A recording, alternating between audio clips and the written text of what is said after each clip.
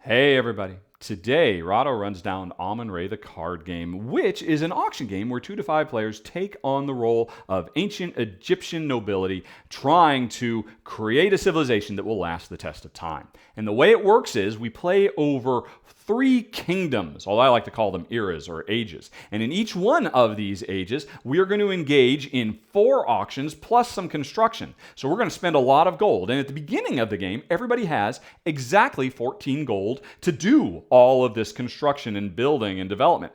But we get that 14 gold with gold cards split up any way we want. And I've already chosen a 7 plus a 4 plus a 3 plus a 0 to get my 14. Jen went a different way. She got 8 plus 1 plus 3 plus 2 plus 0. So she's got more cards. It might give her more flexibility. We'll see how well that works out because we've got to have this 14 gold last us throughout the entire kingdom, the entire age. So a kingdom, or an age, starts with the first of 3 auctions. We draw cards, these kingdom cards, equal number of players. So what we got here? We've got 2 cards that are very, very similar in overall value. They both provide 1 pyramid, which is the primary source of points in the game. They both give 2 farms, which is the primary source of more money, more gold. But this one's better because it also gives 2 onks. Whoever has the most onks is the pharaoh, which can be a great source of points also.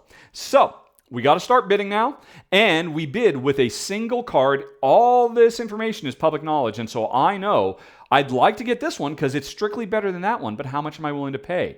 I could go on ahead and just go straight in with my 7, but I know Jen could outbid me with her 8 because she's got a better top card than me. So I'll try and get the slightly better one. I'll get cheeky and see if I can just get it for nothing. And Jen says, "Oh, you're not getting it for nothing, pal." Tell you what, I'll bid 3 to try and get this better one. And then I end up getting my 0 back. And now I've got a choice. I've got a 4, so I could kick her out of that. At which point I can see Jen would have no choice but to go to the 8. Or I could say, you know what, honey, you can have it for 3, and I'll take the other one that's almost as good for nothing. So let's say we go that way. And the first auction of this first kingdom is over. You always get your 0 back, and this is my first province, but Jen has lost this 3 gold, so now she has less for the subsequent, for the rest of this round, and this becomes her first province. And because she has more onks than me, she becomes pharaoh. All right, and then we do it 2 more times. There's going to be another auction where we both, take turns bidding, and let's say at the end of the auction I had spent some money and Jen had gotten 1, and she hadn't spent anything, and then there was a third one, and let's say I had ended up getting this as my 3rd province because we go back and forth, and that one I ended up losing this, and Jen ended up getting them for nothing. So at the end of all that, I've got my 3 provinces, Jen's got hers, and Jen ended up with more money left over. That's the first stage, the auctions. Now we go into the offerings to the gods. Everybody takes their remaining money, if they've got any, into their hand in secret, and we do a blind bid. Whoever donates the most money to the gods will get the favor of the gods, which is 3 pyramids built for free. Normally, this would cost 10 gold. So you're getting these pyramids for free if you bid the most. Plus, we combine how much money everybody bid to the favor of the gods, and that determines how much rainfall there is, which is how much money our farms will generate. So I got to choose in secret. Do I bid nothing, or do I bid 7, my last bit of money? I'll go big, and I will hope that I bid the most. And Jen, meanwhile, she bid this. We reveal at the same time, and boom! Okay, there's a total of 11. Oh, and that just crossed the line. If it had only been 7, no, it's 9, I'm sorry. So we didn't quite cross the line. It's kind of dry this year. Each of our farms will only generate 2 gold. If we'd been a little bit higher, our farms would generate 3. But anyway, I did do more, so I get the big favor of the gods, which is 3 pyramids. That's $10 worth of pyramids I got for 7. And I want to spread them around as equally amongst my 3 provinces as possible. And this 7 is gone. Now, all I've got left is 0 gold.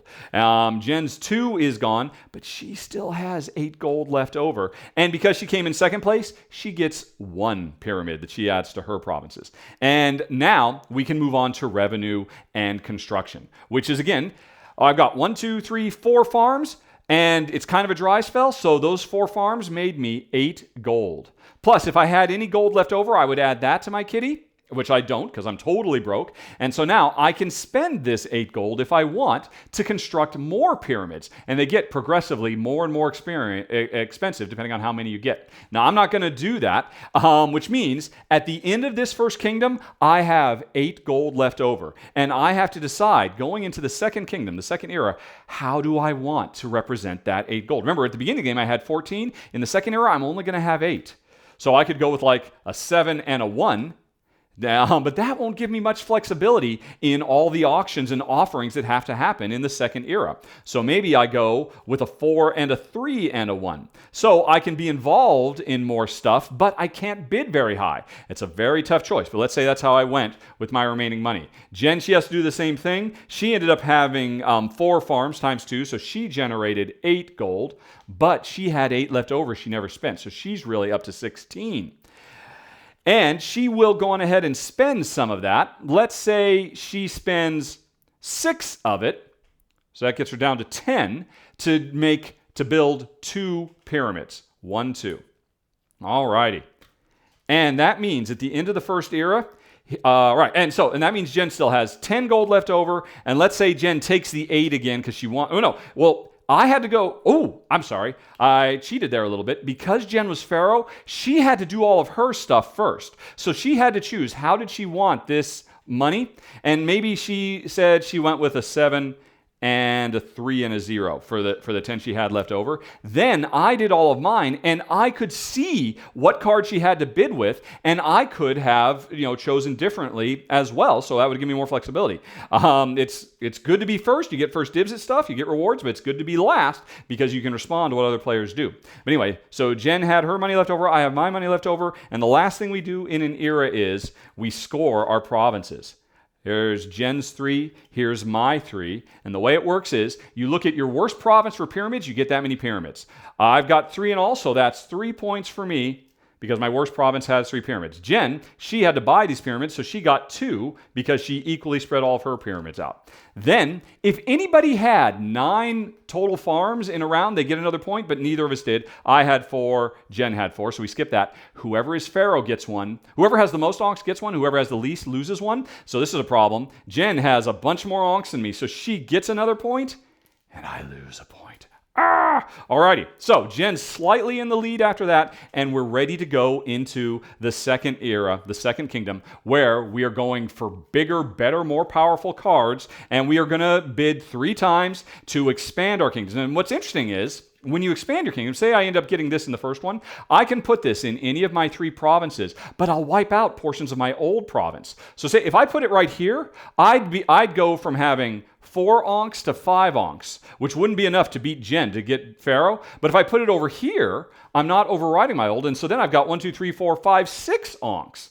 Because the pyramids stand the test of time, but the farms and the old onks, they are forgotten. So as you are in the second and the third age, you are having to think very carefully about how you expand each of your 3 provinces with the new cards you get.